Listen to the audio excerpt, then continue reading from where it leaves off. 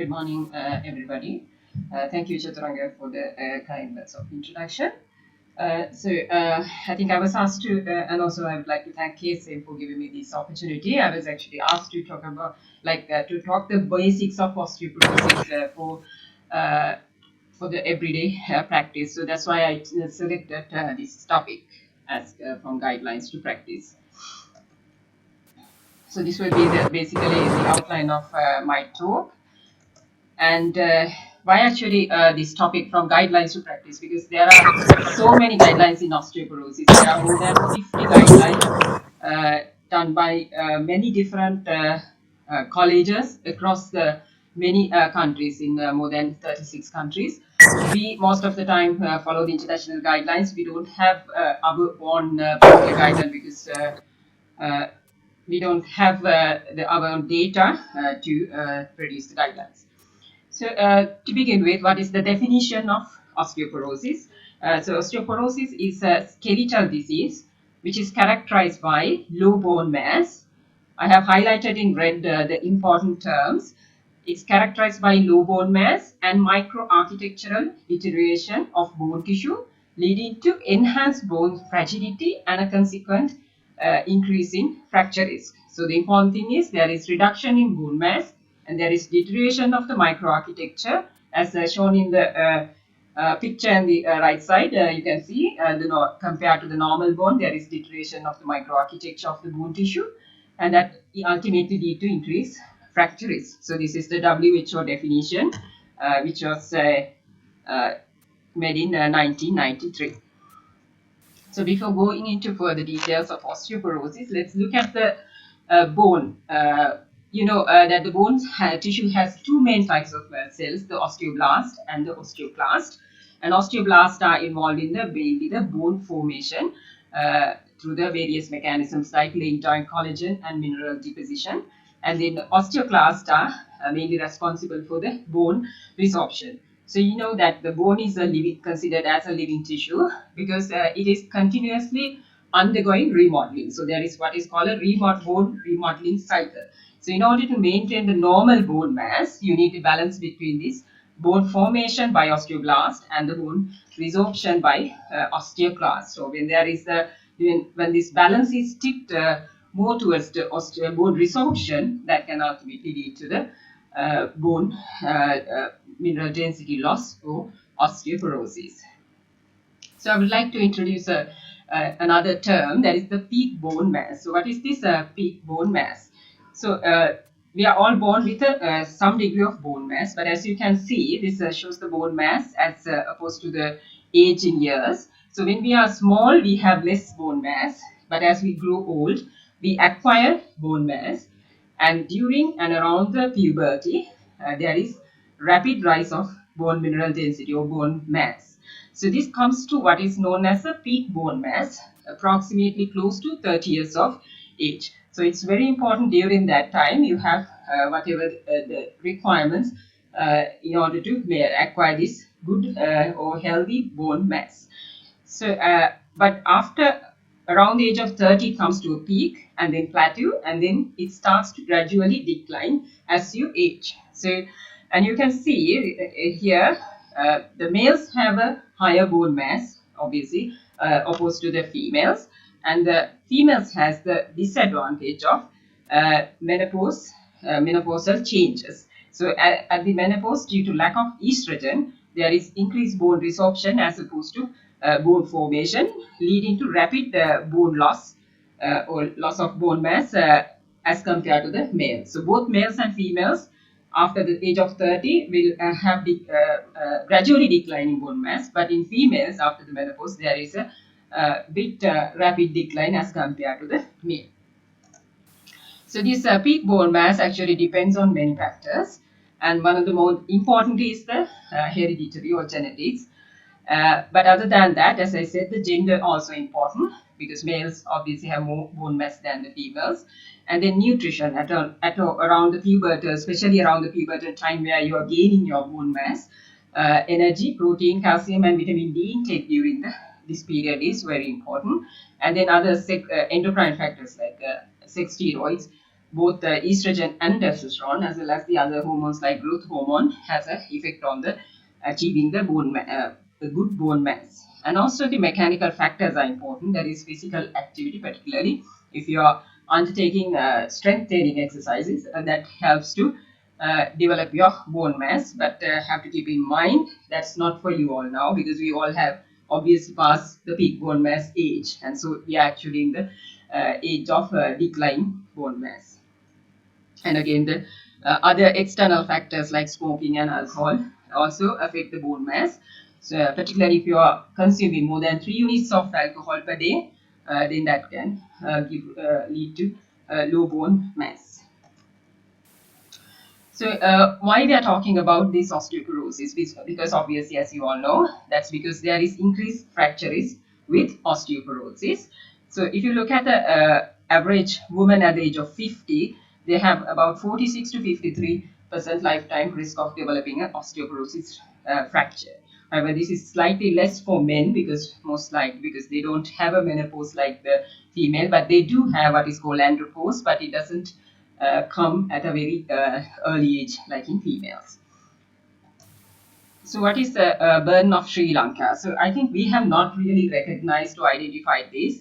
So if you look at this data from the IOF, the Asian audit, they have predicted that 2006 there is like about more than 2,000 hip fracture cases, but by about 2040 they are hoping or predicting that it will more increase by more than 3 times. So other Asian countries like Singapore, Indonesia, and countries like that have recognized as a major health problem. Osteoporosis has been recognized as a major health problem by these countries, but unfortunately, Sri Lanka, we have not recognized it as a major health problem as compared to other cardiovascular diseases and diabetes, etc. But however, you have to remember that osteoporotic fracture has increased mortality and morbidity as well.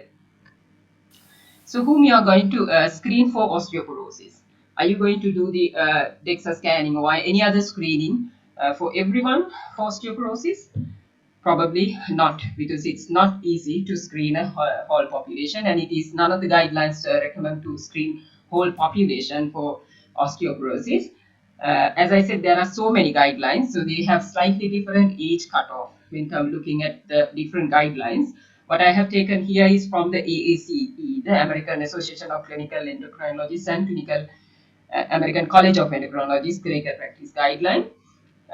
What they suggest is all women more than 65 years of age or older should be screened for osteoporosis. But having said that, we usually tend to follow those things, but we have to keep in mind that they are a resourceful setting, whereas we are a resource poor setting. So we have to clearly risk categorize or stratify before going for osteoporosis screening.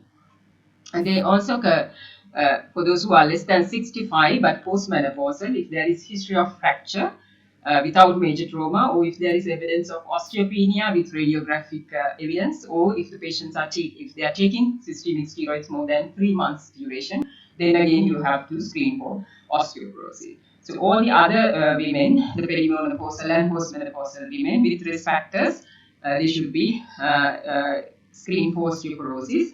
And these are the actually the low body, the other risk factors that you have to think, particularly low BMI. If it is less than 20, there is increased risk of fracture, so you need to screen them. And long-term steroid use, and any family history of osteoporotic fracture, early menopause, and smoking, and excessive alcohol consumption, and possibility of any secondary osteoporosis. Those are the indications to screen for osteoporosis.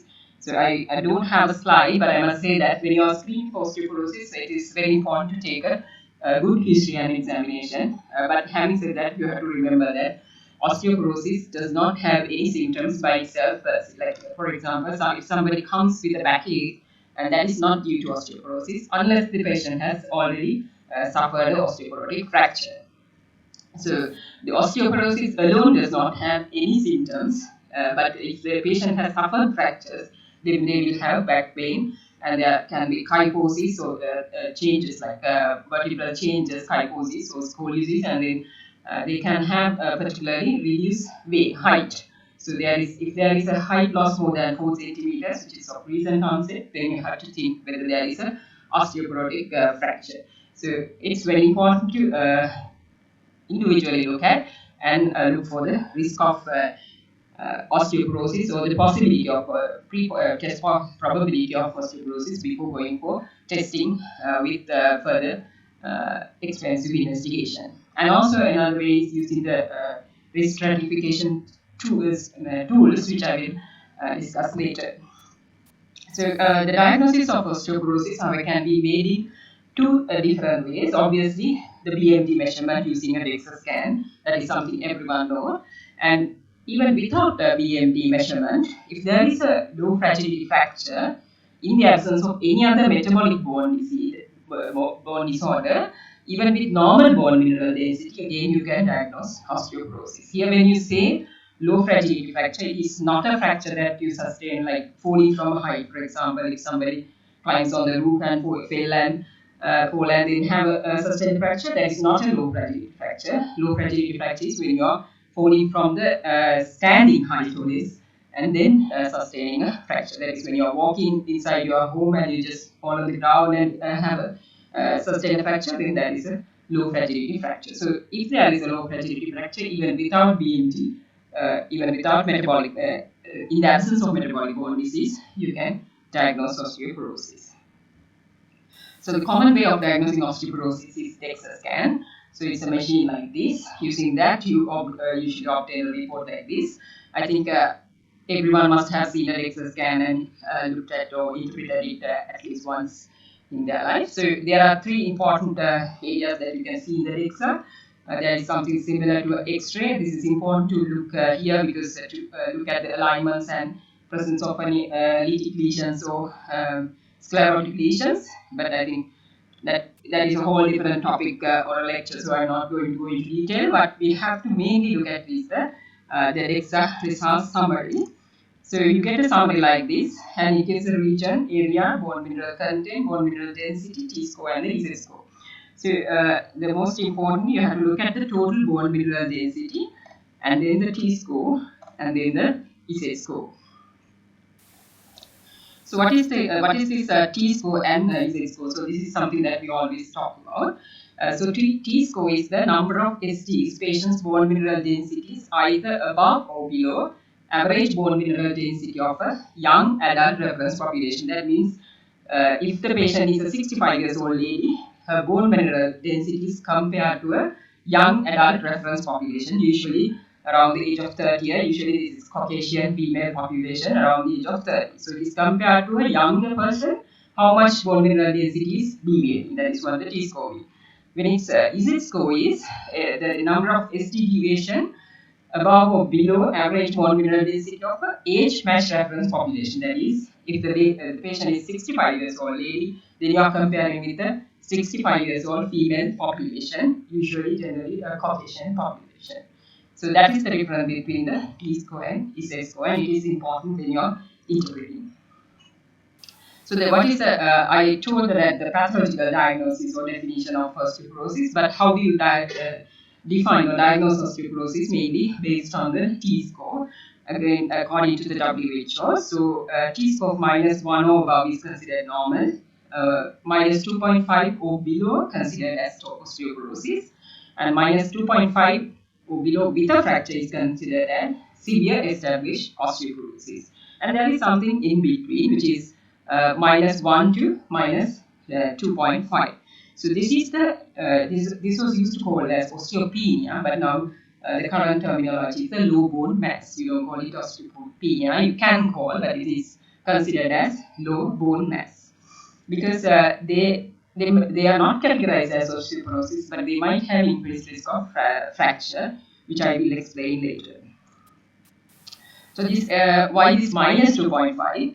I'll just briefly tell, because as I said, the bone mineral density declines progressively in everyone, and the fracture is increased by about 1.5 to 3-fold for each standard deviation of the bone mineral density. That is each ST deviation.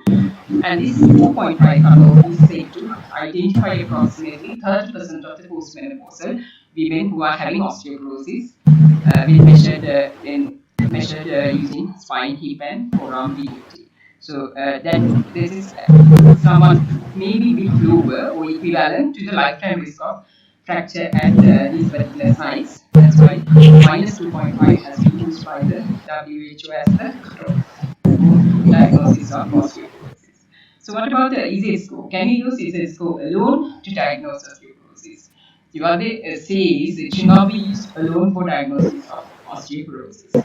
Because as I said, if you use only the EZ score, sometimes even that means every time you're comparing the only the age match population. So that means everyone, most of the patients will be having a normal bone mineral density or normal EZ score, and you might even so you will miss the patients who are having osteoporosis if you use only the EZ score. So EZ score is usually used only in the children or adolescents where you can't actually calculate the T score.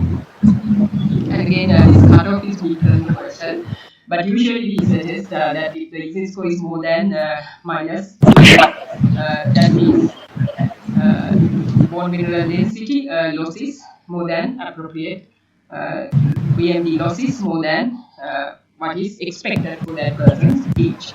So if the T score is low and the Z score also low, like in this scan report which I showed earlier also, so the T score is minus 4.2, so this patient has osteoporosis, but the Z score is minus 4.1. That means Z score is also below minus 2. So that means that person's bone mineral density loss is more than appropriate for that age. So it is not simple postmenopausal osteoporosis that you see with the age. So there is something else that is causing this bone mineral density loss. So you need to do the you need to look for any secondary causes for osteoporosis. So I think this is only some of the causes of secondary osteoporosis I have listed here. There is a very long list, but you have to keep in mind what are the things that you have to consider. So there are common endocrine problems like hyperthyroidism, somewhat common, then hypogonadism, and also you have to look at any drugs that the patients might be taking. For example, excess use of glucocorticoids. We see some of the times patients use glucocorticoid taken over the counter for the pain relief, and they might come with osteoporosis or secondary osteoporosis. And then excess thyroxine, that is, if you are over replacing thyroxine, that can also cause secondary osteoporosis. And there are other medications like aromatase inhibitors, cyclosporine, and even thiazolidiners, that is your pioglitazone. They can also give rise to secondary osteoporosis. And then there are other hematological conditions like myeloma and hemoglobinopathies like thalassemia, and then rheumatological conditions like rheumatoid arthritis, SLE, and then GI disorders like inflammatory bowel disease and celiac disease particularly, all can cause secondary osteoporosis. So if the EZ score is suggestive of a secondary osteoporosis, then you have to take a thorough history and examination to look for any evidence of a secondary cause, and then probably you have to do the other investigations for secondary osteoporosis as well. So you need to run the basic investigations like full blood count, ESR, and then calcium and phosphate to look any evidence of hyperthyroidism or hypercalciuria by doing the calcium 24-hour calcium excretion, and then 25 hydroxyvitamin D levels, that is vitamin D deficiency, also known to cause secondary osteoporosis, and then renal functions, because renal disease can also cause secondary osteoporosis. Those are the things that you need to consider. And depending on the clinical history and if the suggestions, if suggestive of any secondary cause, then you might tend to do other PTH, TSH, and cortisol, and also Weissen's proteins and electrophoresis, things like that. So once you diagnose osteoporosis, that is with a T score of minus 2.5 or more, then obviously you are going to treat. But I mentioned there is another category where who has low bone mass. So what are you going to do with this low bone mass? Are you going to treat them or not? So how are you going to see that? So for that you need to use risk stratification tools. There are so many tools which are available, but commonly used and the guideline recommended tool is FRAX. Probably most of you have heard what is FRAX, and some of the DEXA scan will actually calculate this for you. So you don't have to worry. But if the DEXA has not calculated it, you can go to the track site and then you can calculate. And you have to go here the calculation tool and select the region and then select the country. Fortunately, and thanks to Professor Salathe Kamasam, we do have our own fact score in this fact score. So you can see we have our Sri Lankan here, so we get our own fact score. So you have to enter the data of your patient here, age, sex, height, weight, and the history of fracture, smoking, steroids, and arthritis history, things like that.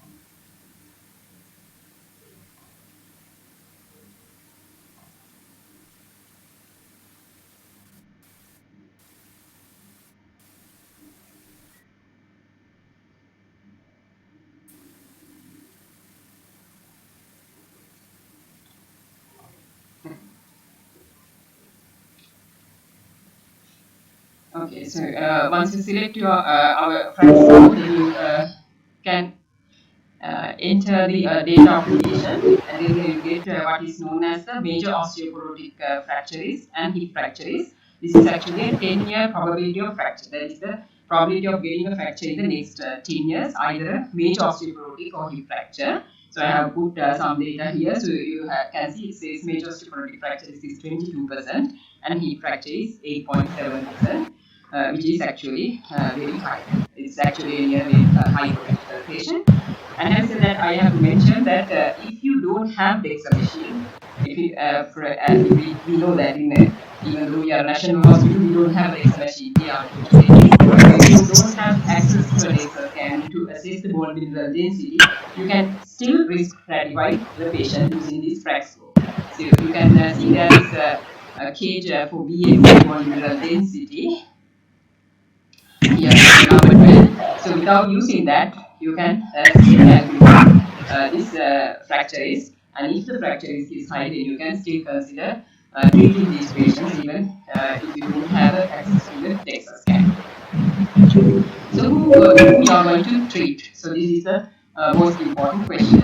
After doing the DEXA, when you are suspecting osteoporosis, are you going to treat everyone or not? So those who have low bone mass with a fragility fracture of the hip or spine has to be treated. And then the patients with T-score minus 2.5 or below at the spine, femoral neck or thoracic has to be treated.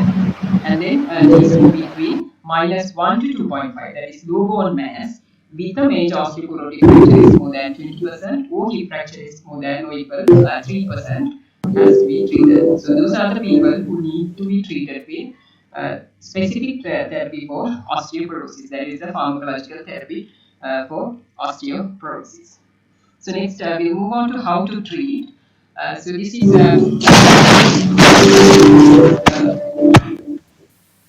this is the most important bit, I think. So the general measures, as well as the pharmacological therapy, the general measures of treatment are also important.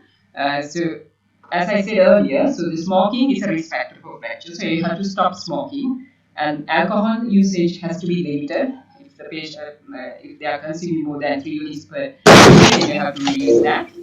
And then active lifestyle is also important. That is, patients should be encouraged with exercise as a general measure, and this exercise has to be strength training and weight bearing exercise. So those are the two types of exercise that will help to improve the bone mineral density. And then prevention of falls is also important. If somebody has osteoporosis, you have to make sure that you can take the general measures like changing the home environment, etc., and treating any neurological problems that might lead to fall and things like that are important. And then adequate calcium and vitamin D replacement also important in those with osteoporosis. So the general recommended daily intake of calcium vary from 1000 to 1200 milligrams, and best sources of calcium are the milk, yogurt, cheese, and dairy products like cheese, yogurt, and milk, and then fish and green leafy vegetables.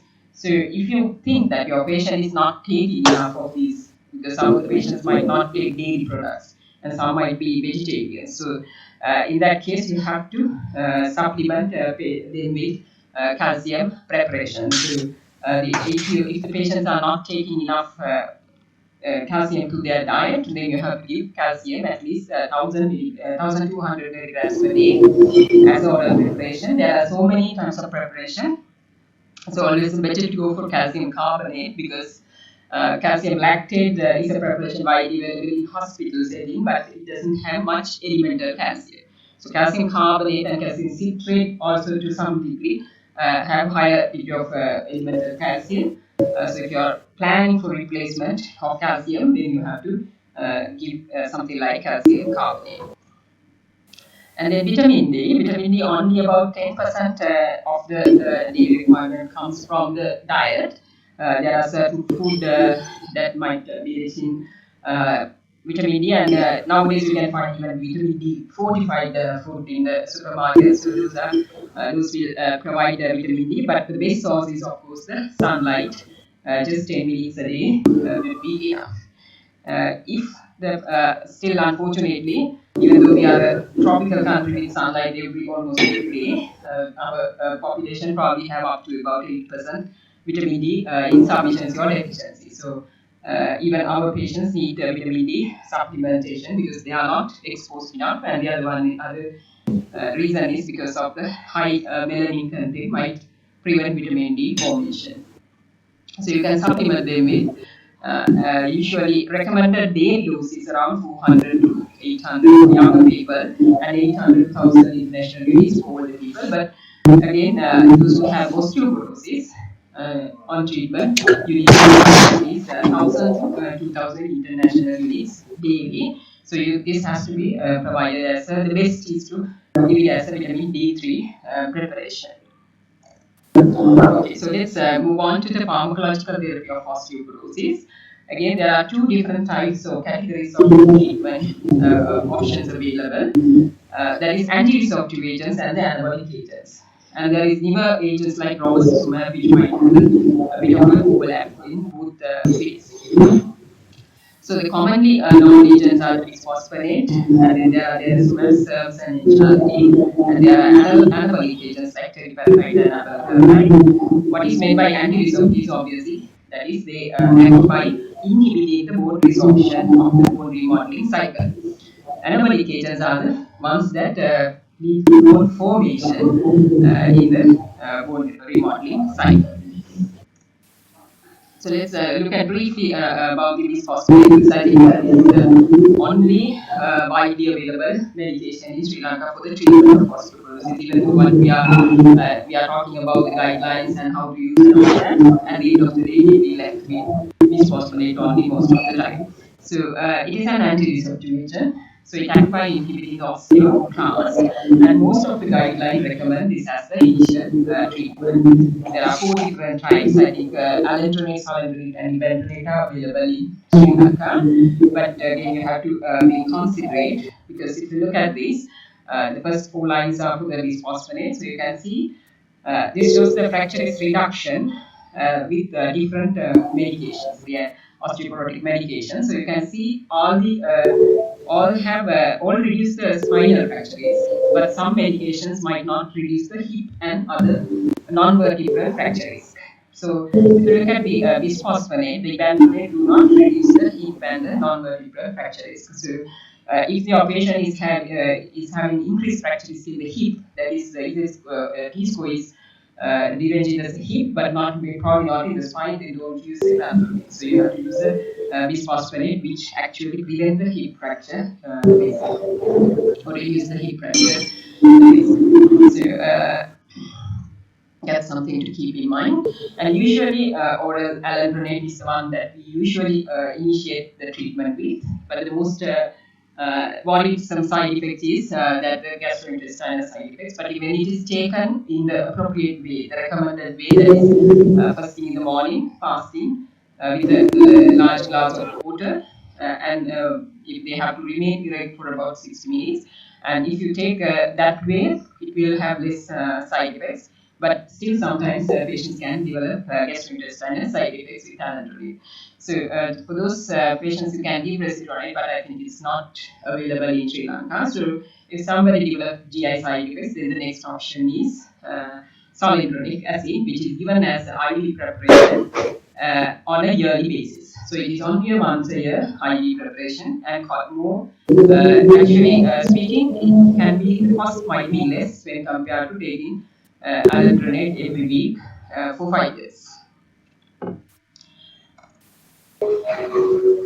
So the next class of medications are the biologics, the denosumab.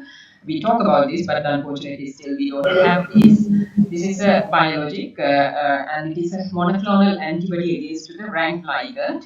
And this rank ligand is the one which activates the it antibody against the rank ligand. So it blocks the rank ligand by osteoclast. So so this is the rank, and then the rank ligand. So there is what is called a rank ligand, which binds to the rank on this osteoclast, and this binding is required for the activation of the osteoclast and function, and then the bone resorption. So what the denosumab does is prevent this binding, thereby the osteoclasts are not activated and the bone resorption is prevented. So this is recommended by guidelines as an alternative initial therapy, particularly those who have renal impairment, and also older patients who have difficulty dosing, taking once a week, as I described. Because this is a drug that can be given as subcutaneous injection every 6 months only. But the problem with denosumab is it has the moment you stop the denosumab, there will be a rebound bone mineral density loss. So that whatever the bone mineral density that you build up by giving the denosumab will be lost, or probably even more rapidly can be lost. So if you give denosumab at some point and then you decide to stop it, then you have to make sure that you start the patient on anti-disruptive agent. Otherwise, they will end up losing more bone than they had at the beginning.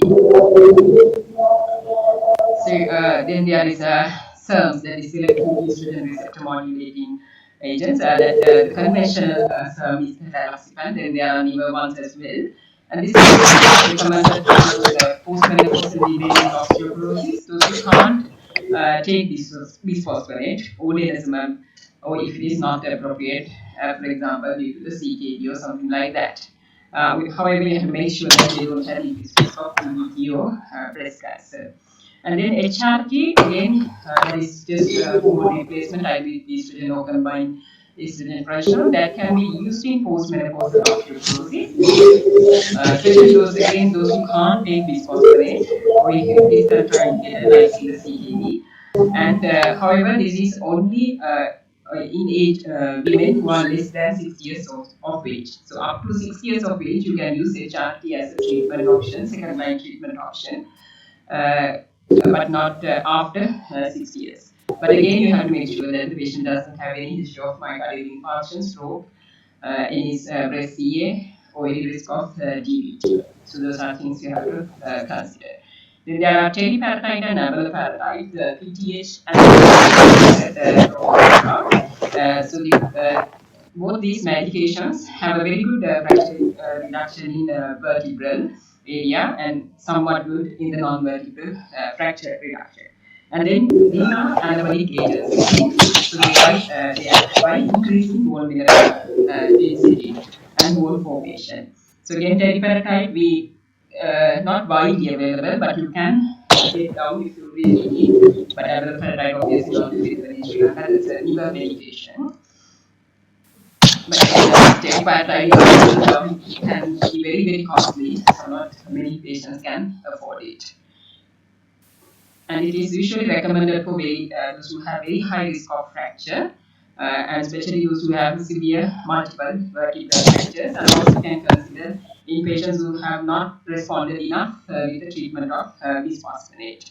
Usually recommended for 2 years. Again, as denosumab, the moment you stop the teriparatide and abaloparatide, you might lose the bone mineral density. So you need to start them on antireceptive if you are discontinuing medication with teriparatide. So those are the basically the charge and availability of the medication. So if I summarize, I think when it comes to our clinical practice, it's mostly or only bisphosphonate that we can use because the patient can't afford it for a long time. It's very difficult to get down that also. But bisphosphonates are commonly and widely available. But denosumab, drugs like denosumab should be made available because those who have CKD, that is a better drug, but unfortunately we don't have it. So how are you going to monitor and how long you are going to treat somebody with osteoporosis? So after starting treatment with bisphosphonate, you need to assess the fracture risk. If the patient is on IV salindronate after 3 years, if on oral bisphosphonate, then you can reassess the fracture risk after 5 years by doing a DEXA scan. So you have to compare the bone mineral density and the bone mineral density change and see whether there is adequate change or adequate improvement of the bone mineral density. And those who have, and then you have to again risk stratify and see whether what is the patient's fracture risk now after treatment for 5 years or 3 years. So if the risk is now low or moderate, then you can consider for a bisphosphonate holiday. So bisphosphonate holiday is actually it's a temporary discontinuation of the bisphosphonate. So if can be done after 5 years, if on oral bisphosphonate, after 3 years, if on IV bisphosphonate. Why we are concerned about this holiday and why we want to give these holidays? There is some evidence to suggest that long-term use or longer use of bisphosphonate increase the other severe side effects like atypical femoral fracture and osteonecrosis of the jaw with its long-term use. So those are the main concern why we want to stop or give a holiday to bisphosphonate drugs. But again, on the other hand, it has the added advantage because even after stopping bisphosphonate, they will be active in the bone tissue and they will continue to give the benefit for the years to come. So that unlike any other medication, you can give a holiday to the bisphosphonate treatment.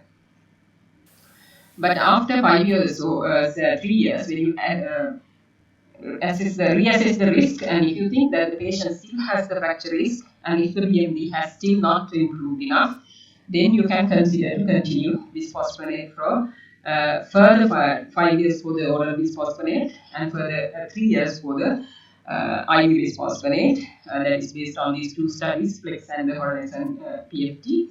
So you can safely continue even though there is a mild increase of atypical femoral fracture risk. Denosumab is generally considered to be safe to use up to 10 years, and teriparatide and abaloparatide is considered like or recommended to give for 2 years. Again, if these medications were given and they stopped, then you have to start on an anti-receptive like a bisphosphonate. Because we don't give denosumab, but I have seen patients who have been living abroad, who have been receiving denosumab and coming to Sri Lanka. So then we don't have denosumab to give or continue. So then such patients, it's important to put them on bisphosphonate, otherwise they lose bone mineral density. Okay, so just to summarize, osteoporosis is often underdiagnosed and undertreated condition, and bisphosphonate are considered as the initial choice of treatment. With those who are with low to moderate fractures can be considered for a holiday, bisphosphonate holiday after 5 or 3 years. And the other medications like denosumab, teriparatide, and abaloparatide require sequential therapy with antireceptive in order to prevent the bone mineral density loss.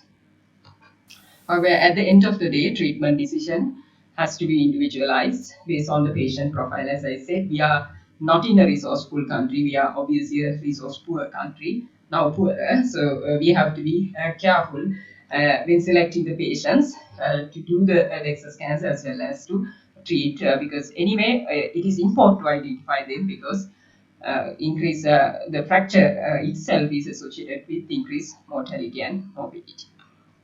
Okay.